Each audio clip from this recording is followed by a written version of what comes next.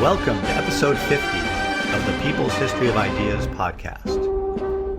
Last episode, we discussed Chiang Kai-shek's April 12, 1927 coup, in which he ended the right wing of the Guomindang's collaboration with the Communist Party by carrying out a surprise attack and massacre of the communists and progressive unionists in Shanghai.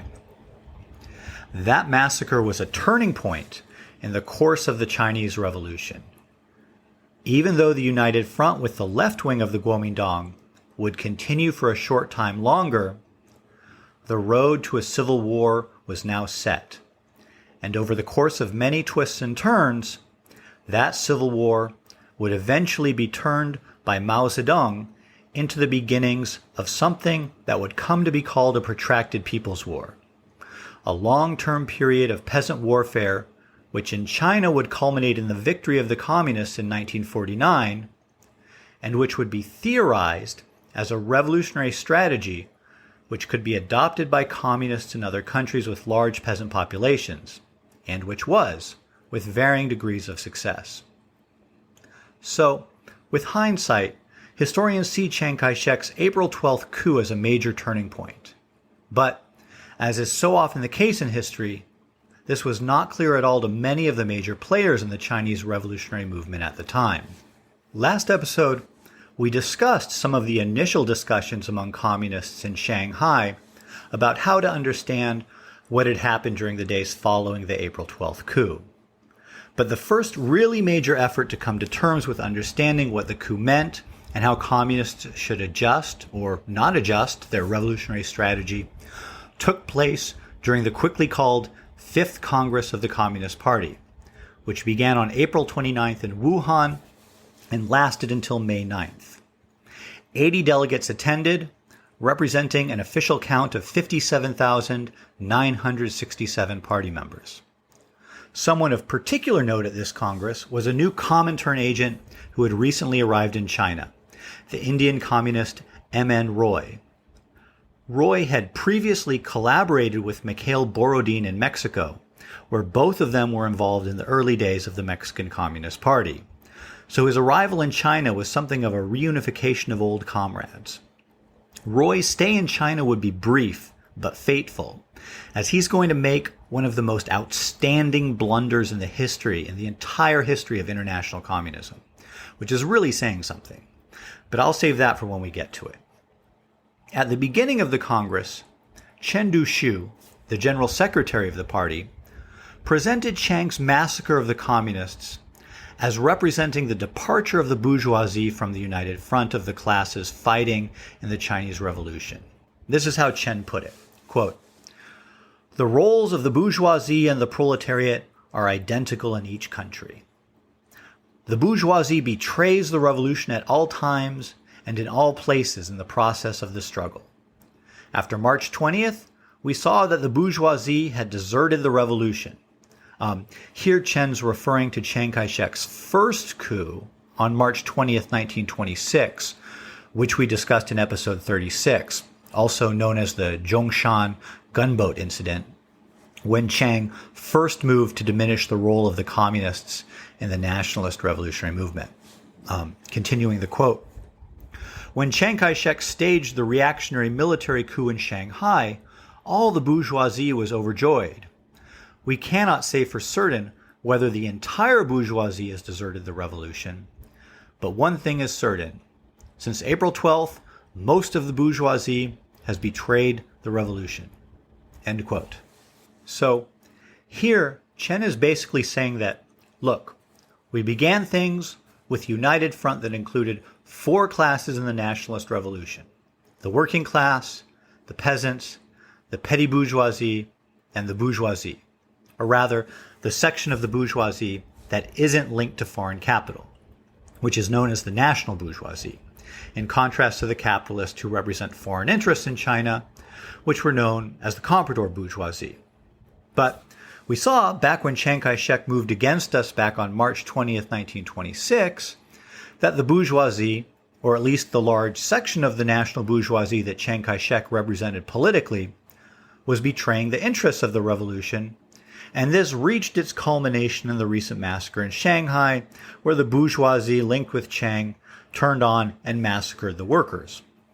And also, we can see, as we talked about a couple episodes ago, although Chen doesn't specify it here, that Chiang sought out new ties with foreign capital as he came to power.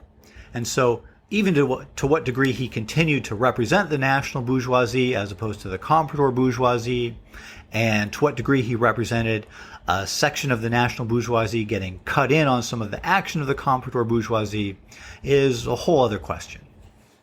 And in representing the split with Chiang Kai-shek as the departure of the bourgeoisie from the Revolutionary United Front, Chen Duxiu represented the events in Shanghai as, in the end, maybe not even necessarily such a bad thing. The way he put it was that, quote, "The bourgeoisie has withdrawn from the Revolutionary Front.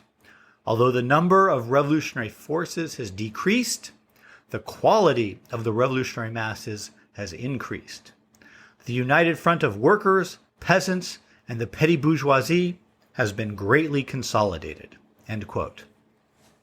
The reasoning here was that without the burden of trying to unite with the half-hearted revolutionaries of the national bourgeoisie, this would free up those who were left in the united front to pursue a more determined and effective revolutionary politics. Chen was conceptually leaning on a concept drawn from Lenin's theories about the building and functioning of a revolutionary party.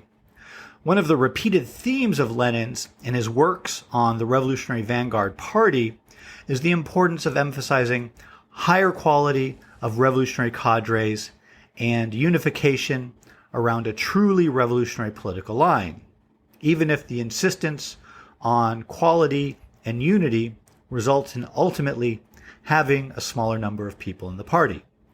It's a sort of quality over quantity argument. And just as an aside here, it's interesting that a shorthand that often gets used from this line of thinking in Lenin's theory is the title of his last important work, Better, Fewer, but Better. The title of that work obviously gets at the quality over quantity point that Lenin had made repeatedly in his life. But the ironic thing is that the work itself, Better, Fewer, but Better, is really not where he makes this case like he does in his earlier works. Here's some flavor of what Lenin says in Better, Fewer, but Better. Quote, "We have been bustling for 5 years trying to improve our state apparatus, but it has been mere bustle, which has proved useless in these 5 years, or even futile, or even harmful. This bustle created the impression that we were doing something, but in effect, it was only clogging up our institutions and our brains. It is high time things were changed. We must follow the rule. Better, fewer, but better. We must follow the rule. Better get good human material in 2 or even 3 years than work in haste without hope of getting any at all." End quote. So, Better, Fewer, but Better is really not a very complicated work, and its message is nowhere near as theoretical or profound as Lenin's more substantial writings on party building, such as What is to be Done, or One Step Forward, Two Steps Back, or any number of other works. In fact, it's not about party building at all. It's a criticism of how the Workers' and Peasants' Inspectorate had been run, and the purpose of the work, the purpose of criticizing the Workers' and Peasants' Inspectorate, was to say, hey, would it really be such a good idea for us to make the guy who had messed up the Workers' and Peasants' Inspectorate, which everyone reading the article in Pravda knew was Stalin, is it such a good idea that we put this guy in charge of the party? Which just goes to show that all this communist literature needs to be read in historical context. Because if you read it as so-called pure and universal theory and didn't know the context, you wouldn't understand the point of the article at all. But anyways, I just bring this up because I think it's ironic that the shorthand term, better, fewer, but better, for a very common practice of rationalizing or even encouraging paring down the numbers within and purging communist parties, is drawn from a work that didn't deal with Lenin's ideas on the topic at all. And this is something we'll get to in future episodes, I'm sure. Mao's emphasis later on the importance of, quote, uniting and not splitting, and related ideas such as cure the disease to save the patient and unity, struggle, unity, was meant precisely to counteract the tendency very common among people implementing Lenin's ideas on party organization, including sometimes Mao himself, to emphasize the need to purge and get a fewer but better organization. The history of international communism, after all, is full of groups that got to be so few that they couldn't actually be very good at all. Okay, this was a very long tangent that I took from Chen Duxiu saying that the Revolutionary United Front in China would be better off without the bourgeoisie in it. But I hope that this short tangent helps at least to explain some about what sorts of things were going on in the mental space of the people at the Fifth Party Congress when he made a statement like that. That there was, as a result of this better, fewer, but better thinking, a kind of predisposition to accept the idea that the Revolutionary United Front could now be stronger now that the national bourgeoisie had left the United Front. And it's also interesting that, as we'll see in future episodes, even in the midst of a vicious civil war, when Mao Zedong comes back to reformulate the idea of what classes comprise the United Front, in the process of reconceptualizing what function the United Front plays in the revolutionary process, he goes back to including the national bourgeoisie within that United Front. The Comintern insisted that the new strategic orientation of the Communist Party should be to work within the government of the Guomindang left wing based in Wuhan, and which controlled a large territory, mainly comprised of Hunan, Hubei, and Jiangsu provinces. The territory had about 80 million people and was larger than France, although government control at actual ground level of the region was tenuous in many places. The idea was that the communists could work to convert this regime to become a revolutionary democratic government, and as we've seen in previous episodes, this regime had instituted some major democratic reforms, including unleashing a major peasant upsurge in the countryside. But as we've also seen, there had been major resistance as well within the Guomindang left to carrying out some of these reforms. This policy of working within the Wuhan government to push it in a more revolutionary direction really wasn't a major departure from prior policy. Up until about this point, Mikhail Borodin had already been a major figure in the Wuhan government. In fact, much of the historical literature portrays Borodin as the main power in Wuhan. However, about a month before the Congress, Wang Jingwei, the leader of the Guomindang left, had returned from Europe.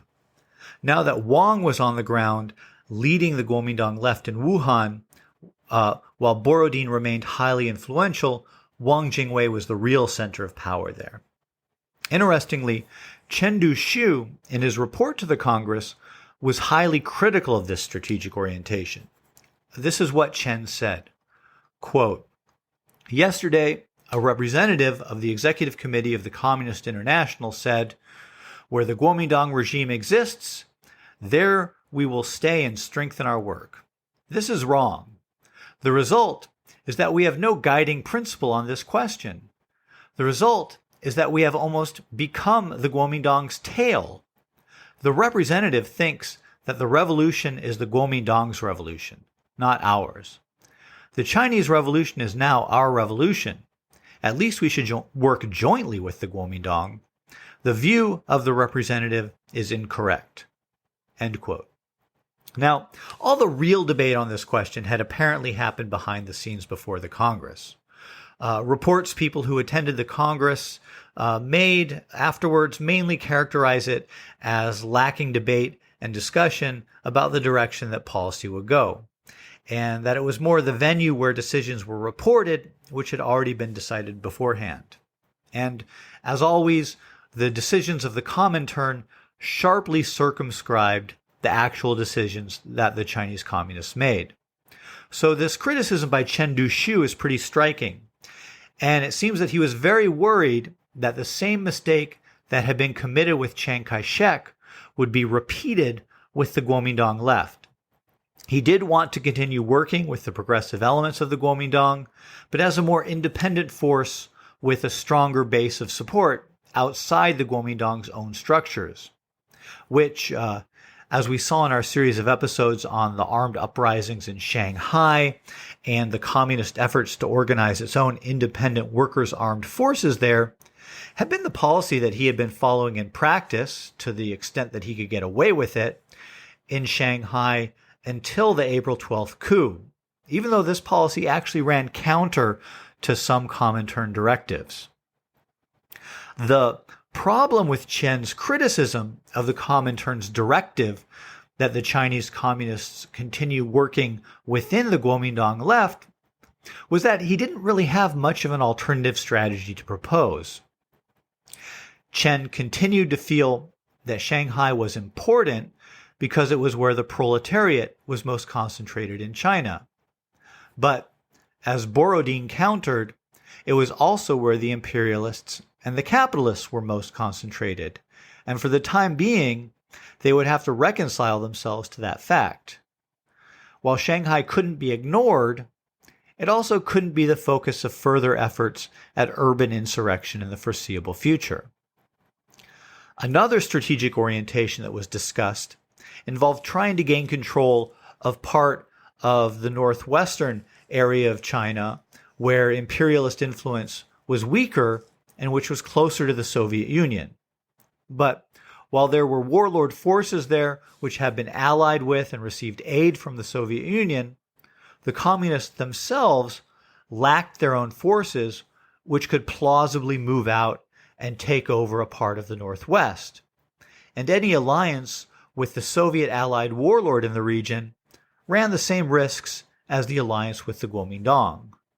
So at the end of the day, as critical as Chen Duxiu was of the way in which the continued alliance with the Guomindang left was conceived, and it should be remembered, Chen had been critical of working inside the Guomindang since the beginning of the front in 1923, and had always preferred the idea of an alliance between two separate organizations with no communists actually joining the Guomindang. So, as critical as Chen was of continuing the united front from within policy, he really did not have any feasible counter-proposals to offer. The decision to prioritize working within the Guomindang left set the parameters for the important discussion at the Congress about how to relate to the ongoing peasant movement in the countryside, which had been spurred into action during the Northern Expedition and which now had escaped the control of any political organization, as the peasants in many localities were seizing land from local landlords and the rural gentry were attempting to repress the rural movement, sometimes with the support of the army of the Guomindang left, whose officer corps were largely drawn from the rural gentry. One sign of how far the rural revolution had escaped the control of the communists was the execution of the father of the prominent communist labor organizer, Lisan, who we met back in episode 24. His father was part of the gentry in his hometown in Hunan, and Li had sent a letter to the local peasant committee which guaranteed that his father would not oppose the peasant movement. Despite this, the local peasant committee executed Li San's father as part of carrying out a broad and indiscriminate assault on the landlord class. There was an overall consensus at the Congress that the peasantry formed a key part of the Revolutionary United Front, and that the peasants formed a necessary part of the mass base for a revolutionary democratic regime. But there were major differences among the communists about how to resolve the conflict between addressing the needs of the peasantry and the opposition of much of the Guomindang left to the more radical reforms, such as land redistribution, which the peasants were demanding. In practice, The question boiled down to one of whose interests to prioritize. Mao Zedong, the head of the party peasant department, was at this time also participating in a series of high-level meetings on this problem as part of the Guomindang's land committee. Mao, Peng Pai, and some other comrades who were focused on the peasant question advocated for a radical program which would basically meet all the demands of the peasants and envisioned transforming the armed peasantry into the basis of the Wuhan regime, so that there would not be a need to rely on an army which was led and controlled by officers with roots in the rural landholding gentry. This policy basically would have involved fully unleashing and resolving the sporadic warfare going on in the countryside in favor of the peasant committees, and would have definitely entailed some sort of move against those sections of the armed forces of the Guomindang left which had been working to suppress the peasant movement. The policy which won out, however, was one which prioritized trying to win over leaders and officer corps of the Guomindang left, which amounted more or less to the same United Front policy which had been carried out for some time now and had ultimately resulted in not being prepared for the purge carried out by Chiang Kai-shek. The Comintern and those Chinese communists who didn't agree with Mao and Peng Pai either thought that it was unrealistic to think the peasants could become the new armed force backing up the Wuhan regime, ultimately either supplanting or transforming the armed forces of the Wuhan government, or felt that the progressive gentry in the Wuhan regime could be kept in the Revolutionary United Front in a way which had turned out not to be feasible with Chiang Kai-shek and the forces that Chiang represented. The policy which was adopted by the Congress attempted both to meet some of the demands of the peasants, but also to accommodate the interests of the progressive gentry attached to the Wuhan regime. Because peasant policy and all its vicissitudes is going to be so important as we move into the beginnings of peasant-based warfare for the next 22 years that this podcast is going to be covering, let me read out the 7-point peasant program adopted by the Congress. Point A, confiscate all so-called public land, buildings, schools, temples, foreign churches, and the land of agricultural corporations. Give the land to the peasants. Management of the confiscated land should be turned over to the Land Commission. The Land Commission determines the form of management of such land, whether to establish state ownership or redistribute it to the peasants. B. 1. Confiscate with no compensation the land rented to the peasants by the landlord. Authorize the Land Commission to give the land to the peasants who farm it. 2. Do not confiscate the land of small landlords. 3. Do not confiscate the land now owned by revolutionary soldiers. 4. Landless revolutionary soldiers may receive land to till after the completion of the revolutionary battles. C.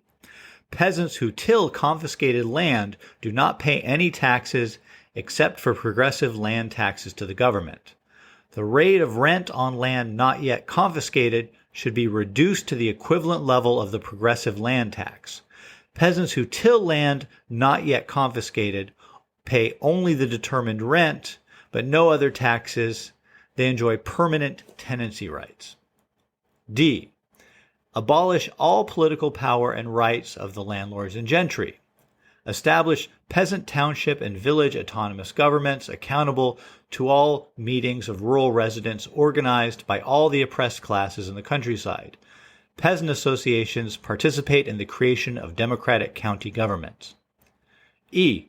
Disband the armed forces of the rural reactionary forces. Organize peasant self-defense corps to safeguard the victory of the autonomous governments and the revolution. F. Establish a state agricultural bank and peasant consumption, production, and credit cooperatives. Improve irrigation. And finally, point G. Annual interest on usurious debts. Limit exploitation through high interest rates. Set maximum interest rates. Now, this program might seem to be quite radical. There's still a lot of land being confiscated according to this program, and many peasants who were renting land would be given the land that they had been renting with no compensation to the former owners. In a lot of contexts in world history, this would be a very radical land reform. The thing is, in this context, this program actually amounted to rolling back some of the gains of the peasant movement in areas where it had been most successful and militant. Mao and others who were working in the peasant movement knew that while the peasants would feel that they had been abandoned by the communists, these reforms were still going too far for the rural gentry. And ultimately, this program sought to reconcile fundamentally antagonistic interests. When it became clear that Mao's ideas were not going to prevail over those of the Comintern and Chen Duxiu on the peasant question, Mao criticized Chen Duxiu for his, quote, compromising attitude, end quote, toward the bourgeoisie and stopped attending Congress sessions in frustration. Despite being the head of the party's Department on Peasant Work, Mao was not among the 31 full members of the new Central Committee elected at the Congress and was only one of 14 alternate Central Committee members. Given the clear importance of the peasant movement, this was not a good sign that the party was really grappling with the errors that had led to being unprepared for Chiang Kai-shek's April 12th coup. In fact, when we look at the policies adopted at the Fifth Congress, it seems like there was a lot of hopeful thinking about the bourgeois forces that the Communist Party was still aligned with in the Wuhan regime. Fundamentally, the policies adopted at the Fifth Congress, which had been hastily convened in order to sum up Chiang Kai-shek's betrayal, continued the same basic line of thinking that had preceded the Congress and which, as Chen Duxiu himself put it at the Congress, had almost resulted in the communists becoming the Guomindang's tail. All right, we'll continue our inexorable slide into peasant-based civil war next episode. And if you enjoyed this episode or learned something from it, please do consider leaving a rating or review, as ratings and reviews can help others to find this podcast.